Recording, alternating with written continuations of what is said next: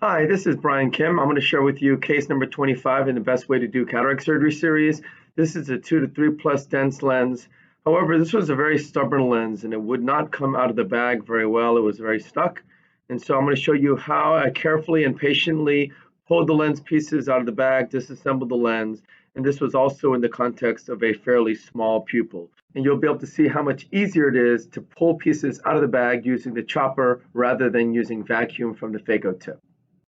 I use a corneal marker to help me center and size my rhexis. I make my paracenteses incisions. I use a cotton tip to help me turn the eye so I can make a very flat approach parallel to the iris plane with my incision. This will allow me to make a very nice corneal shelf so I can hydrate my incisions and seal the incisions. I inject intracameral lidocaine and epinephrine to anesthetize the anterior chamber as well as dilate and stabilize the pupil. I'm injecting dispersive viscoelastic, which viscodilates the pupil, and then I make my triplanar corneal incision. I make a vertical groove, place the blade into the groove, tunnel through the cornea, and then dive down, and this is a triplanar incision. I'm doing my capsular rhexis. This is a puncture-style rhexis, puncture in the center, pull down, and then sweep a little bit to the right to create a flap. I'm grabbing and re-grabbing intermittently, trying to follow the corneal marks, which will help me center and size my rhexis.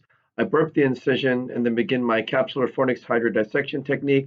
I place the cannula flat underneath the anterior capsular surface out to the fornix, turn the tip down, and you get a nice fluid wave, decompress to the left, and then spin the lens on the right. You can see the lens spins quite easily without any trouble. I irrigate the surface of the eye and then lift the incision with irrigation off, place the phaco tip in, and this is how I'm able to minimize Descemet's trauma. I remove the surface epinuclear material and then I begin the double chop. I go out underneath the epinuclear ridge out to the equator with the chopper, turn the phaco tip vertically, crush the lens pieces and have both instruments meet in the center, and this crushes the lens in half.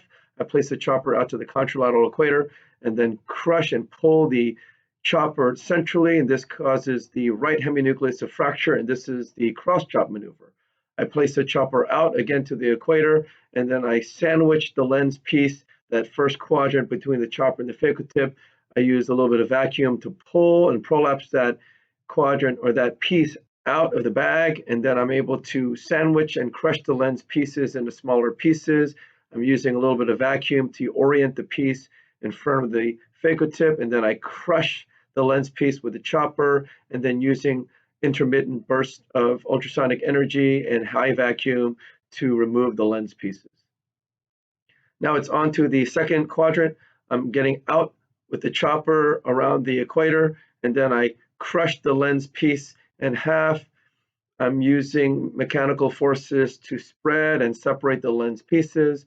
I'm getting around the lens pieces, again using mechanical forces to crush the lens piece between the chopper and the phaco tip. I'm teasing out the little pieces using a little bit of vacuum out of the bag and then crushing those lens pieces little by little until they're smaller pieces, and then using high vacuum to emulsify the lens pieces. When I encounter any obstruction, I just crush the lens pieces.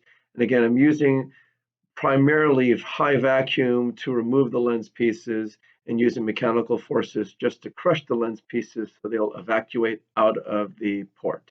And so you can see I'm trying to separate that other piece of that second quadrant, and you can see it's still a little bit stuck to the bulk of the entire mass. I try to crush that one piece, and then I'm crushing it again. You can see this is somewhat of a sticky lens. I'm crushing that one piece, again using mechanical fracturing forces, crushing the lens pieces, and then bringing the piece to the tip using vacuum, and then crushing the lens pieces into smaller pieces until they're gone.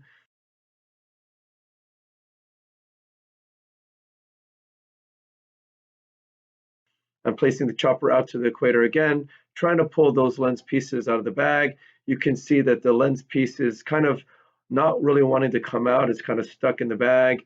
I'm going to try to separate that piece out from the entire lens mass, and I'm going to go around the lens piece with the chopper and then trying to crush the lens pieces, trying to crush the lens piece in the area that was separated to the larger bulk of the cataract.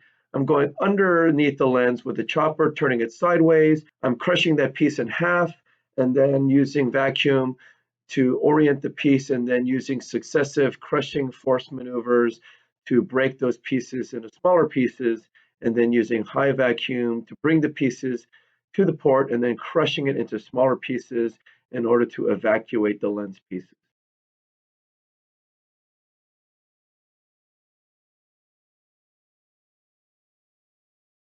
Now half the lens is out. I'm going to turn that second heminucleus in front of me.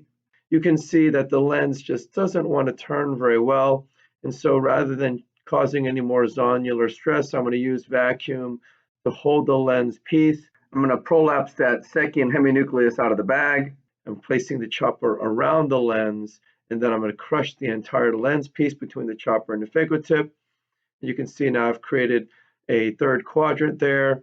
I'm placing the chopper carefully around the lens piece, and then just using successive crushing forces, again using the chopper as a primary manipulator, manipulating the chopper around the lens, crushing it, pulling it towards the phaco tip, crushing the lens piece step by step in different parts of that lens.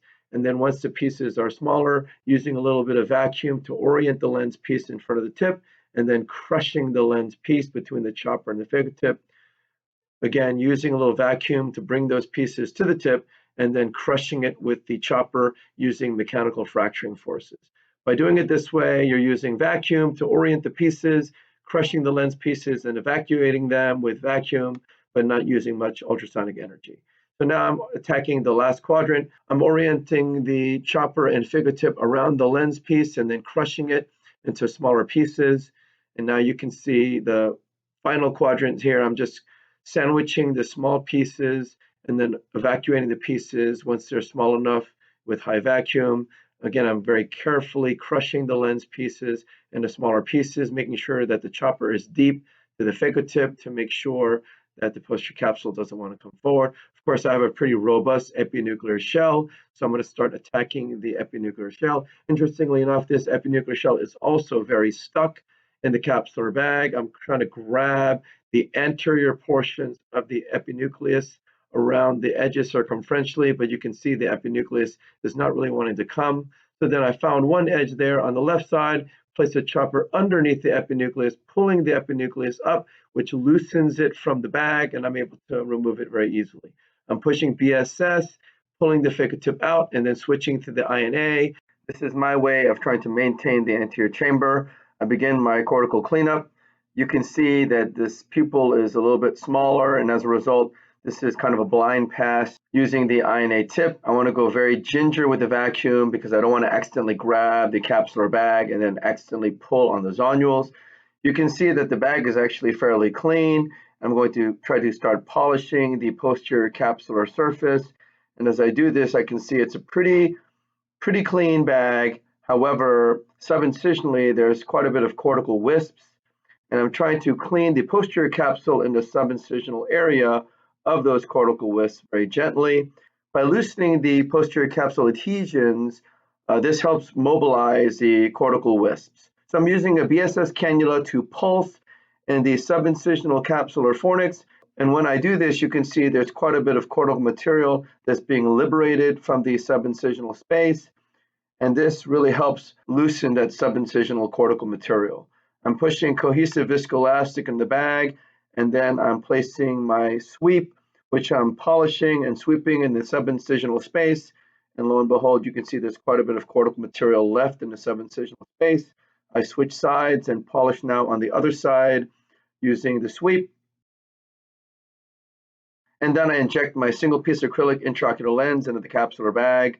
I place my INA handpiece, making sure both haptics are free of the optic. And then I'm teasing the lens, making sure that trailing haptic is definitely in the bag. And then I turn the lens 90 degrees clockwise, tilting the lens. This makes sure I can get underneath the lens, removing any viscoelastic material, as well as ensuring that both haptics are indeed into the capsular bag. Once the anterior chamber is free of the viscoelastic, I push BSS as I come out. But as you can see, I was very careful, decompressed the eye, turned off continuous irrigation because I didn't want to cause any iris prolapse. And then I start to hydrate my incisions, first the wall and the roof of the incision. If you don't hydrate the roof of the incision, this is going to be much more difficult to close the incisions. So that is one recommendation that I have: don't just hydrate the walls, but hydrate the roof as well, and this includes the paracentesis incision. So again, you can see this was a fairly dense lens, smallish pupil. This is one of those lenses, if you try to pull the lens pieces out using the vacuum, using the phaco tip, the lens would have slipped right back into the bag. You would have grabbed it again with the high vacuum. It would have slipped off again. You grab it again. You go back and forth in this futile dance, grabbing it with vacuum, and because it's stuck to the bag, it falls right back. And this can be very frustrating, very difficult. And more importantly, when you're frustrated, you might try to go phaco, you might try to use too high vacuum, and then you might break the bag and do something unnecessary. So instead of doing that, the more easy way and more intuitive and more efficient way is use the chopper to pull the pieces out of the bag. This makes it much more easy. This is safer. You don't have to worry about something like vacuum or ultrasonic energy to damage the bag when you're doing this, because the chopper doesn't have those features. And as long as you feel comfortable and you know how to manipulate the chopper within the bag, this is a very easy way to take the stubborn lens out of the bag. So I hope this was helpful to you. Please like and subscribe, and I thank you for your attention.